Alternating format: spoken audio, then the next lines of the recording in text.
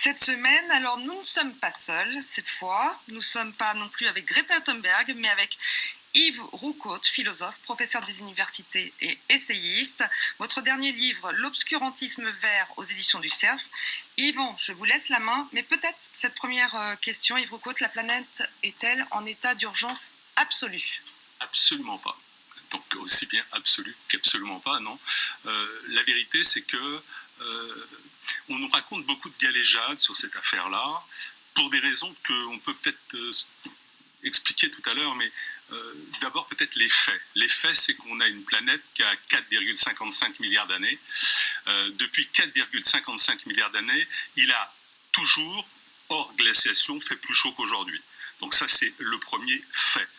Pour donner un exemple, pour aller très très vite, de 4,55 milliards d'années à 2,5 milliards d'années, jamais les températures sont sous 83 degrés. Jamais. Après les périodes qui suivent, on a une période énorme qui va jusqu'à 545 millions d'années, de 2,5 milliards à 460 millions d'années, où on a une série de glaciations avec des réchauffements, des séries. Pour vous donner un seul exemple de l'harmonie et de l'équilibre qui régnerait sur la planète sans les humains, il faut savoir par exemple qu'on a 3 époques de boules de neige, c'est-à-dire que la Terre est une boule de neige complète, avec 99% des vivants qui sont exterminés d'ailleurs à l'occasion de ces 3 épisodes, et on a des épisodes de réchauffement absolument intenses. On va sauter rapidement comme un cabri sur cette histoire de la planète. Voilà. On n'a pas beaucoup de temps quand même. Ouais, bien sûr. Ce qui nous intéresse, c'est l'impact des hommes en fait sur le réchauffement. Voilà. Mais on finit quand même là-dessus sur cette période avant les hommes, parce que ce qui est important, c'est de comprendre que si elle était comme ça aussi chaude avant les hommes, c'est que les hommes, ils n'ont peut-être pas une grosse responsabilité. C'est quand même une preuve à contrario qui est très forte. Les dinosaures, par exemple, vivaient avec 27-30 degrés centigrades. Est-ce qu'on comprend bien, Yves Roucaute, c'est que donc vous déculpabilisez la responsabilité de l'homme dans ce réchauffement climatique que vous niez pas. Tout de même, vous voyez bien qu'il y a un réchauffement. Attendez, moi je ne nie pas qu'il y ait, y compris l'influence des humains, je dirais, dans des détails de ce réchauffement. Ce que je nie, c'est cette responsabilité, cette culpabilité humaine. Je vous donnais l'exemple des dinosaures. Les dinosaures, ils broutaient l'herbe sur le Groenland. Les humains apparaissent il y a 7 millions d'années.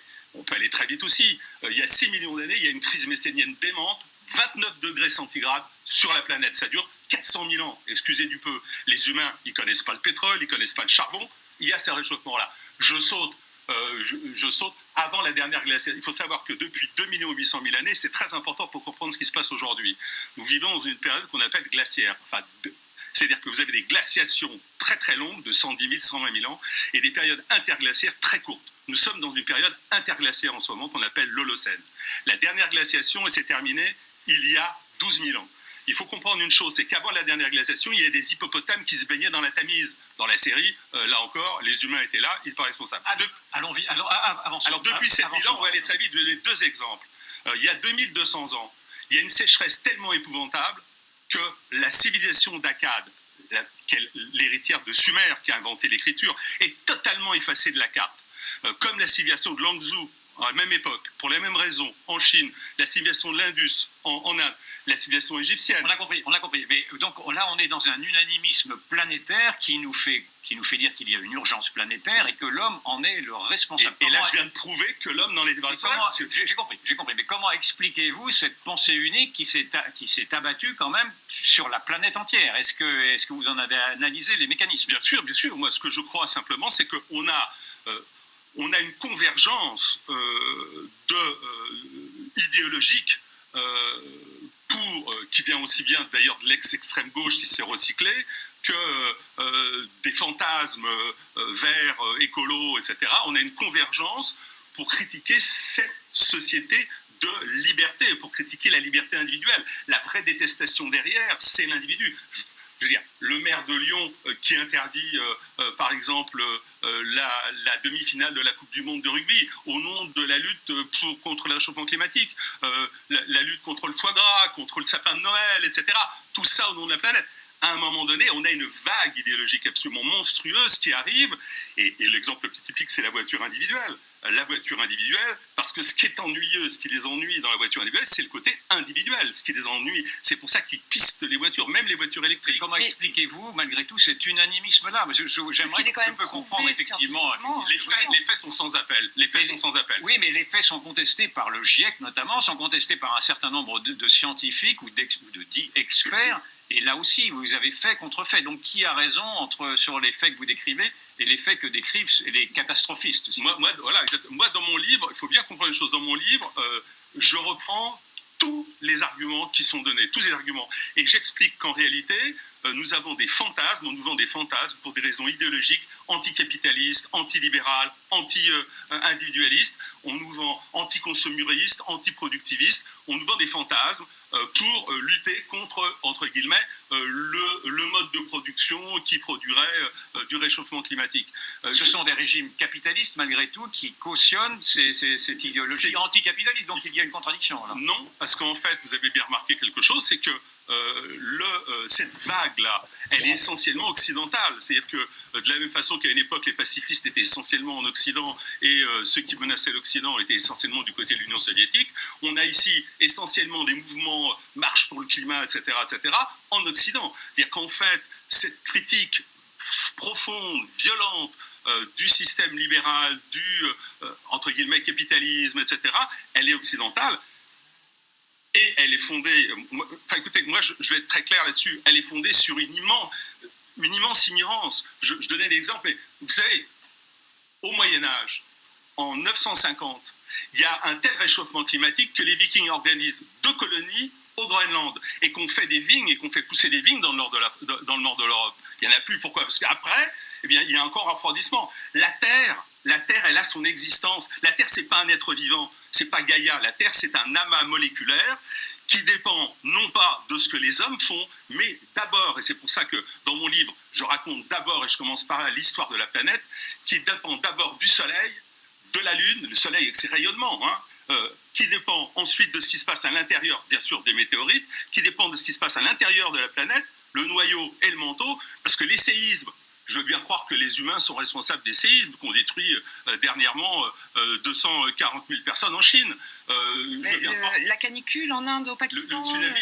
Mais le réchauffement climatique est une règle sur la planète.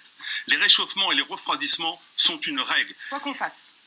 Mais la preuve, c'est que ça existait avant nous. Je veux dire, prenez mon livre, vous allez voir, je vous raconte dans le détail toute l'histoire de la Terre. Je veux dire, avec. Comment on pouvait remonter si loin en termes de données? Parce que je voulais vraiment savoir. Moi, je voulais savoir. Moi aussi. Vous savez, moi, je suis professeur. J'ai eu en face de moi la vague qui est arrivée, la vague idolâtre de la planète qui est arrivée. Et cette vague idolâtre de la planète, moi, m'a gêné parce que je crois à l'humanité. Je suis profondément un humaniste. Je crois que c'est l'humanité qui doit être mise au centre de l'univers, c'est pas la planète. Et je me suis posé la question, mais comment ces jeunes qui sont déprimés aujourd'hui, je veux dire, il y a 40 ans, on croyait en la révolution, plantant des cerises, etc., c'était un autre problème, mais là aujourd'hui, ils sont déprimés. Comment ces jeunes qui sont déprimés peuvent-ils l'être alors qu'il y a une telle créativité dans le monde? Prenez le CO2. Le CO2, c'est pas une molécule maléfique. Les petits bonhommes verts, je les appelle comme ça parce que je me dis que je ne sais pas de quelle planète ils viennent, mais pas de la mienne en tout cas. Le CO2 par exemple, on nous dit il a 415 ppm. Alors tout le monde dit 415 c'est énorme, ppm, partie par million. Ça veut dire concrètement c'est 0,0115% de CO2 aujourd'hui. Et alors on dit les hommes sont responsables des gaz à effet de serre puisqu'ils sont responsables du CO2. D'abord les gaz à effet de serre. Première chose, 80%, 60 à 80% du gaz à effet de serre, c'est la vapeur d'eau, c'est pas le CO2. Première chose. Deuxième chose, le CO2, la moyenne de CO2 sur les 460 millions de dernières années, c'est pour ça que j'ai fait ce travail-là. La moyenne du CO2, elle est 7 à 18 fois plus importante qu'aujourd'hui. C'est-à-dire qu'il n'y a rien d'exceptionnel dans le CO2 aujourd'hui. La planète n'est pas morte pour autant. Nos ancêtres ont connu des taux de CO2 de 7000, 8000 ppm, comme on dit, ppm, partie par million. Et je rappelle qu'au niveau de la santé, sous 6000 ppm, 7000 ppm, il n'y a aucun danger. On s'est amusé à faire des expériences d'un sous-marin à 7000 ppm. Donc, tout ça, j'ai voulu me dire, mais qu'est-ce qui est... Moi, mon problème, c'est qu'on oublie l'incroyable raison pour laquelle l'humanité a survécu. Je rappelle que la planète a détruit 99,9% des espèces vivantes sur cette planète, que l'humanité elle-même a été détruite à plus de 99%.